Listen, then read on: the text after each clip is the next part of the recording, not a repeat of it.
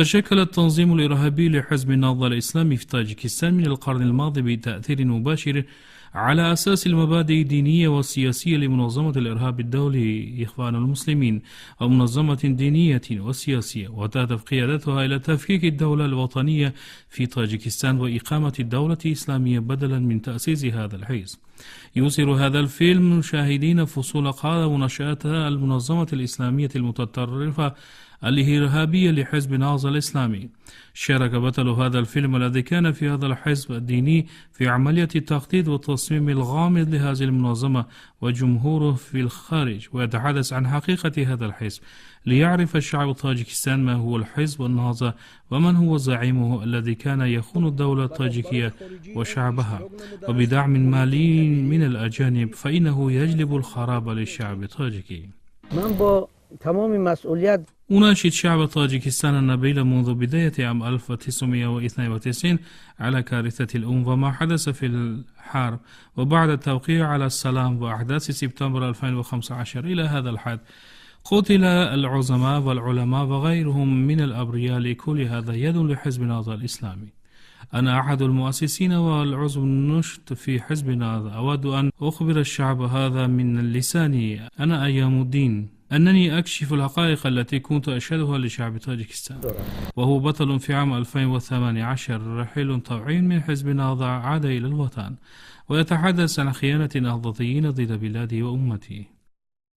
ولد السيد ستارو أيوب الدين الملقب بمولوي أيام الدين في 25 أبريل عام 1953 في قرية كومينتر في مقاطعة كوشانيان باختار السابقة في مقاطعة ختلان، من أصل التاجيكي المتزوج لديه 5 أطفال ومقيم في ناحية رودكي، وأحد من مؤسسي حزب النهضة الإسلامي. لقد أمضيت حول 40 سنة على جنب السيد عبد الله نوري وهمات زادا اللذين كانا مؤسسان لحزب النهضة الإسلامي، لكن اليوم أعلن باحتجاج جدي أنني أخرج من الحزب، أرفض هذه المنظمة. أولا وقبل كل شيء فقط انتهك زعيم الحزب جميع الرسوم البيانية والبرامج التي يمتلكها الحزب، وجمع حوله الشباب الجاهلين الذين تلقوا تعليمات شيعية إيرانية، وهذا هو أول احتجاج لي. ثانيا احتجاجي هو أن كبيري ليس شخصا متدينا، أي أن هدفه ليس إحياء الدين وخدمته، إنه تاجر وقد وصل لنفس الهدف لنفس الحزب لتحقيق أهدافه، وأراد أن يحقق أهدافه باسم الحزب وعلم الإسلام على أهدافه التجارية الخاصة. قد قام بحصول على ملايين الدولار وتسويقها وإقامة القصور وشراء السيارات، وفي الوقت الحاضر يقيم في تركيا وأوروبا، لديه منازل خاصة بها، لديه سيارات الخاصة، أي أوجد حياتها الخاصة. وقد كان هذا بالفعل واستنتج أن هذا ليس شخصا متدينا وله أهدافه الخاصة. محي الدين كبيري زعيم حزب النهضة الإسلامي في طاجكستان الذي كان عضوا نشطا في الحزب وقد نشط في الحزب منذ أوائل عام 1990، لقد تلقى عقيدة إيديولوجية للتطرف الديني خارج البلاد وأصبح تابعا لمدرسة سياسية متطرفة. محي الدين كبيري الذي يعتبر نفسه الآن زعيم حزب النهضة الإسلامي حول الحزب إلى الحزب الشيعي. لدى معظم الأشخاص الذين عملوا هناك نمط شيعي. عندما كنا نجلس مع السابقين الأوائل للحزب منهم دامولا عبد الحي ودامولا عبد الرحيم ونتحدث مع قائلين أن هذا الرجل ربما جاسوس لأية دولة أو قد يكون جاسوسا لإيران، وأعتبر اليوم من واجباتي الوطنية أن أخبر الشعب الطاجيكي من مخاطر جدية لحزب النهضة الإسلامي والذي يتزعمه كبيري والخطط الشوم للخدمات الخاصة لإيران، فإنها تصبح خطط شريرة ضد شعبنا وأرضنا. عندما وقع كبيري في أيدي النهضتيين سيقوم النهضتيون بإعداده تحت تعليم الشيعي، تحت تعاليم الخدمات الخاصة الإيرانية، ومن ثم إرساله إلى اليمن للدراسة هناك لكي يعتقد الناس أنه ليس تحت تأثير الشيعة لزعزعة أفكارهم الخاصة، لكن جميع النفقات التي قضاها هناك كانت تحت الدعم المالي من إيران. في عام 1992 فر قادة ورؤساء حزب النهضة إلى أفغانستان واستمروا في متابعة أنشطتهم الإرهابية حتى عام 1997. أثناء وجودها في الميدان في أفغانستان شكلوا جناحهم الإرهابية باسم أنصار الله، وأوعزت إلى الطاجك الشباب بممارسة العقائد العسكرية وتعليم العقائد الدينية. لكن ما هو الجدل وأين كان مصدر دعمه المالي؟ لقد يوضع الأمر كله طرف يوم الدين الذي كان شاهدا حقيقيا. حول المساعدات المالية أستطيع أن أقول بكل المسؤولية التي حدثت طوال فترة أنشطة حزب النهضة الإسلامي والذي زعمه سيد عبد الله نوري ثم بعد رحيله كبيري كان دائما تحت الدعم المالي من جمهورية إيران الإسلامية. على وجه الخصوص تتذكر عندما اندلعت الحرب الأهلية وعانى الشعب أفغانستان من الفوضى، وكان قادة حزب النهضة الإسلامي قد فعلوا الشيء نفسه وأخذوا زمام الأمور في أيديهم، وكان يأتيهم مساعدات باسم مساعدة المهاجرين، ومن أجل غطاء أنشطتهم قاموا بتشكيل قرية في مقاطعة تاخار في أفغانستان، وهي قرية تسمى أميراباد، لعدة مجموعات من المهاجرين. لكنه كان من الواضح جاءت الأموال الهائلة من الاستخبارات الإيرانية، واستخدم 70 إلى 80% منهم قادة حزب النهضة، واستخدموها لاستخدام المسلح ولزعزعة استقرار الأمن في طاجكستان. كان كل هذا هو السبب الرئيسي ألحق له اسم الإسلام، والذي دخل تحت غطاء تحالف المعارضة الطاجكية. كان هذا أيضا شيء بني في عام 1997 عندما توحد جاو إلى هنا، وعندما تم إحلال السلام مع تحالف المعارضة الطاجكية. كانت إحدى النقاط هي أن الحكومة الطاجكية كانت اتحد مع تحالف المعارضة الطاجكية المتحدة وليس مع حزب النهضة. اليوم يقول أعزائي الحزب النهضة الإسلامي في كل أنحاء العالم أن الدولة خدعتنا. من خدعكم؟ متى توحد الحكومة معكم؟ لقد نجحت لجنة إحلال السلام في تحقيق السلام وظلت ملتزمة بالنهاية. كان الأمر هكذا، أن لا يقام أي من النشاطات الأخرى المناهضة ضد الحكومة. إن كل العمل الذي قام به النهضة منذ عام 2000 ننظر عليها فلا يوافق بأي من مبادئ الميثاق والبرامج الحزب، وقد تم بأموال إيران تنفيذ إجراءات إفلاس لعدد من الجرائم والقتل وإعدام وحقن المخدرات والسكر في أماكن كثيرة. بعد توقيع اتفاقية السلام والوفاق الوطني تم إطلاق صفحة جديدة في تاريخ حزب النهضة في سبتمبر 1999. عُيدت أنشطتها في طاجكستان، وفي أكتوبر 2006 عُيد تسجيلها كحزب سياسي في البلد. خلال فترة المشاركة في الحياة السياسية والاجتماعية والاقتصادية في طاجكستان تحدث قائد الحزب وغيرهم من الجهات الفاعلة عن السلام والاستقرار في البلد والوحدة الوطنية، وفي الوقت الحاضر يعتبرها مساهمة في السلام والمصالحة الوطنية. من بين الجرائم التي قام بها قادة الحزب النهضة الإسلامي وغيرهم من المحتجزين حاليا مثل محي الدين كبيري والسيد عمر حسيني وشاه نعيم وآخرين، الجرائم في الفترة 2010 إلى 2015 مخالفة لنفس ميثاق وبرنامج الحزب. على وجه الخصوص يمكننا تسمية الهجوم المسلح في وادي كامرا ضد جنود وزارة الدفاع حيث قتل العديد من الشباب. وكان الاستفزاز الثاني هو الكفاح المسلح ضد القوات الحكومية في خاروق حيث تجمع المجرمون المحليون، وكان لمحي الدين كبيري يد لدعمهم وكم قتل من الشباب. ومن الأكثر صرامة هو حدث في سبتمبر عام 2015 والذي كان محاولة للحكومة لإطاعة بقيادة حاجي حليم، لكن في هذه الحالة كان زعيمه هو حاجي حليم ولكنه في الواقع كان هو كبيري، وتم تمويله من قبل جمهورية إيران الإسلامية. خلال أعوام 1992 إلى 2001 تم من قبل أعضاء وقادة حزب النهضة الإسلامي الجرائم الجناحية والإرهاب، بما أسفر عن مقتل أكثر من 150,000 من الأشخاص في البلاد. كان اقتصاد البلاد مشلولا، وتم محو عشرات الآلاف من الأشخاص المشهورين على مستوى البلاد والعاملين في المجال العلمي والثقافي والسياسيات المعروفة والحركات السياسية في طاجكستان مثل محمد جن عاصمي، يوسف إسحاقي ومنهاج غلاموف وخوشباخ حيدرشاه وآخرين عن طريق العنف والإرهاب. كان الهدف الرئيسي من عمليات القتل هذه هو إلحاق الضرر بالسلطة الفكرية للأمة والإتاحة بالناس ودعم الإحساس بالفرقة وعدم الرضا بالنسبة للحكومة. در سال 2015 في عام 2015 كنت أنا عضوا نشطا لحزب نهضة. كنت شاهد عيان. أمر أعضاء الحزب إن لم ننجح في الانتخابات قانونيا علينا أن نسيطر على الحكم من خلال السلاح والعنف، لكن فشل. بعد فشل محاولة التبادلات من جانب عبد الحليم نظرزاده في 4 سبتمبر عام 2015 قام زعيم الحزب بطرح خطة أخرى. باز وقتی که به خارج گرفتیم رفتیم. عندما هربنا إلى الخارج وذهبنا إلى شاركنا في تجنيد الشباب وجمعناهم وأعطاهم أسلحة، وبفضل هذا الجيل الشاب نريد أن نشكل اضطرابا آخر في تاجيكستان، وأردنا أن ننفذ خطة والتي تدعى أنها صديقة تاجيكستان. كنا نريد تنفيذ خطتها في تاجيكستان. من أجل تنفيذ خطته الفاسدة عين محيدين كبيري كوزوف ميرزا رحيم، والذي قاد مدرسة إرهابية إيران شخصا مسؤولا عن تنفيذ تعليمات إعداد للشباب التاجيكي في الخارج. كوزوف ميرزا رحيم كريموفيتش من مولد عام 1960 بقرية واشخيرف بمنطقة أزغلان بناحية فانج.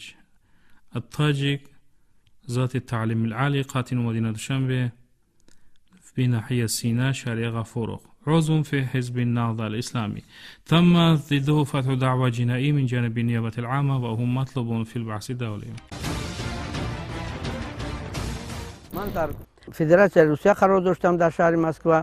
كنت في الدولة الروسية واتصلني كوزوف رستم قائلا أن رئيس الحزب يدعوك بأن يجب أن نذهب إلى طهران، نحتاجك كثيرا. ثم أرسل المال واشتريت تذكرة طائرة وغادرت إلى طهران من موسكو في فبراير 2006. وفي المطار استقبلني كوزوف رستم شقيق شنعيم وذهب بي إلى مدينة بارديس، والتقيت هناك مع كوزوف شنعيم وقضيت بضعة أيام عنده. ثم ببطء بدأت في شرح الوعظ، وقال إننا جمعنا الشباب في القواعد العسكرية مثل مازندران، أراك، بارديس وبوميهان.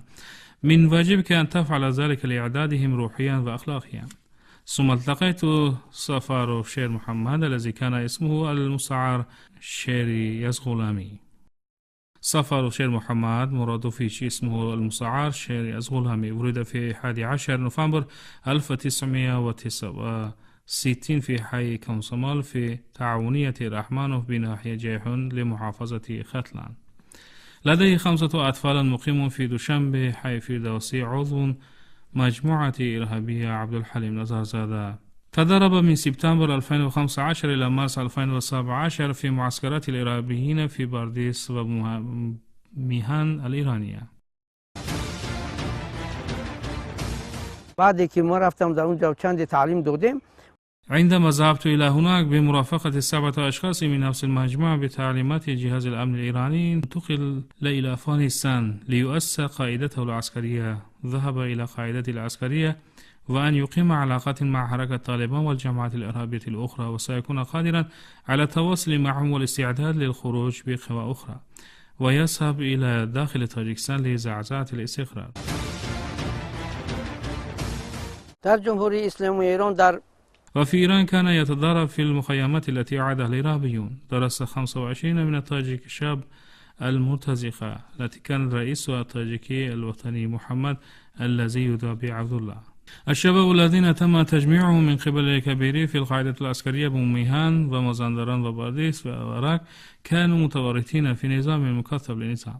كلما كانوا يقولون لازي خنبارة كان عليك أن تدفع نفسك على كل شيء من الأرض والمطر وغيره. لازي خنبارة يعني رشاشة، وكان يطلقون النظام الشديد للنظام الأمريكي من خلال الخدمات الخاصة للولايات المتحدة. أنتجت الولايات أفلاما، والأفلام التي تحدث عنها وكيف كانت المدن تزعج وتصرخ وتقول إنه كان عليك الانتقال إلى طاجيكستان ولا ينبغي أن ترحم لأحد. لقد أؤكد أن الشباب الأبرياء الذين يصل بهم كبيري إلى مدن بوميهان وبارديس ومازندران يدعمهم الخدمات الخاصة في إيران بقليل من المال. كان إجمالي مبلغ 750 تومان إيراني، والتي تعاد هذا المبلغ حسب قولهم كل ولا تموت. يستطيع الناس أكل رغيف جاف، لكن في الواقع بالنسبة للحزب النهضة أنفقت الأموال على مئات الآلاف من الدولارات معظمهم من موحدين كبير وكوزوف ميزرحيم للذهاب إلى أوروبا ومواصلة كفاحهم العنيف ضد دولتنا. عندما كنت في إيران في عام 2006 إلى 2017 شهدت أن قوات الأمن الإيرانية تعرضت لانتقادات حادة لقوات الحرس الثوري الإيراني لأن الملايين من الدولارات قد أنفقتم ولم تحقق أي نتائج. أيضا كان كبيري وقع تحت المحاكمة مرارا أنه عليك أن تجيب على هذا. نحن نعتبر حزبك لمثل حزبنا ونحن نعيدكم لمثل حزب الله لإيران. لماذا أخذت مثل هذا المال واشترت سيارات باهظة الثمن لنفسك؟ هل اكتسبت الثروة وأنشأت سوقا ولم ينجح أي من خطتنا؟ لم يحدث في أي مكان. أنت في حاجة للإجابة. من 2016 إلى 2017 كنت في إيران لتنفيذ المسؤوليات التي تم تعليماتها من قبل قادة الحزب منهم محيدين كبيري. أدركت شيئا الذي ما كنت أعتقده من قبل. أدركت أن هذا نوع العمل الذي سمعته خلال السنوات القليلة الماضية التي كنت أسمع عنها منذ الحرب الأهلية وبعدها أن جميع المساعدات التي تمنحها إيران أنها عمل خير إنساني موجه لشباب المسلمين ومعونة مسلم إلى مسلم آخر.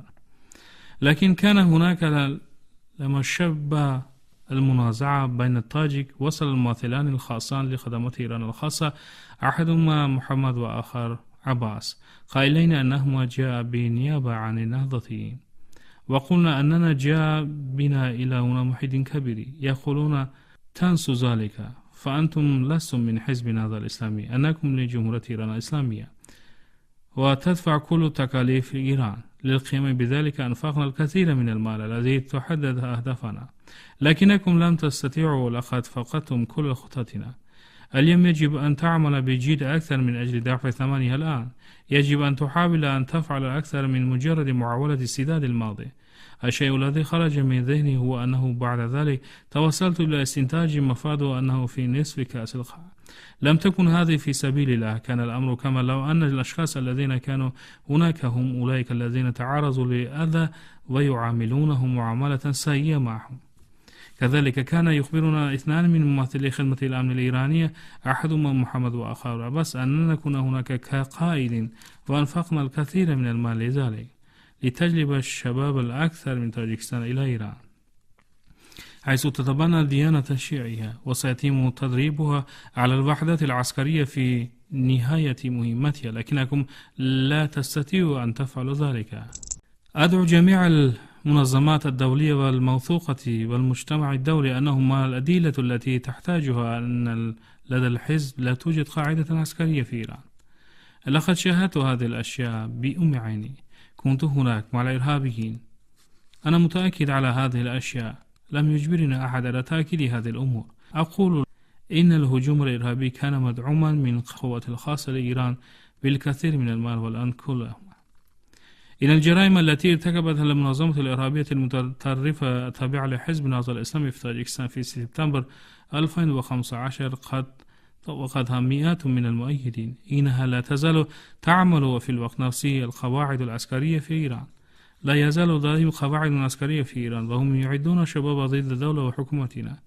اليوم يظهر نشطاء حزب النهضة بقيادة محيدين كبيري كمظلومين سياسيين وممثلين للديمقراطية في الدول الغربية ويتلقون مئات آلاف دولار من المنظمات والمؤسسات الخارجية الدولية. هذه الحقيقة تثبت أن بعض الدول والمنظمات الدولية تتجاهل بشكل أساسي الإرهاب أو التطرف. بعد المشاركة في الجماعات الإرهابية والتدريبات العسكرية دعيت إلى وارسو شخصيا في سبتمبر 2017 وشاركت في نفس المؤتمر الذي حضره كبيري. وفي الوقت نفسه وعد باقي الأعضاء والضيوف بأننا في عام 2020 سوف نعود إلى تاجيكستان ونشارك في الانتخابات بدعم من المنظمات الدولية وإذا لم توافق الحكومة على هذا فسوف نستخدم من قواتنا العسكرية من المجموعات التي عددناها في إيران. الرواية التي قدمت كانت رواية حقيقية من شخص حقيقي. الشخص الذي قضى طول عمره مع حزب سياسة اليوم لم يجبره أحد، لكنه كشف عن الكثير من الأسرار من مؤسسات هذا الحزب الإرهابي، أنه إذا لم يتخذ مسار هذه المنظمة الإرهابية وأطرافها الخارجية فسيكون هناك الكثير من البؤوس للشباب الطاجك والأمة الطاجكية. هذه ليست فكرة خيالية، لكن حقيقة أن جميعا من الطاجك قد عانينا منها في أوائل التسعينيات، ونحن نعرف أين يوجد الغرباء والجوع والخونة.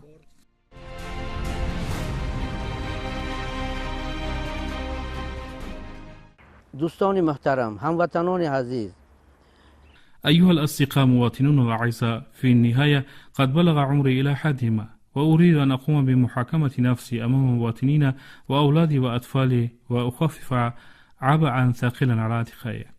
يجب أن أعترف أنني عشت طوال حياتي مع السيد عبد الله نوري، أحد مؤسسي وممثلي حزب النهضة، وعملت معه.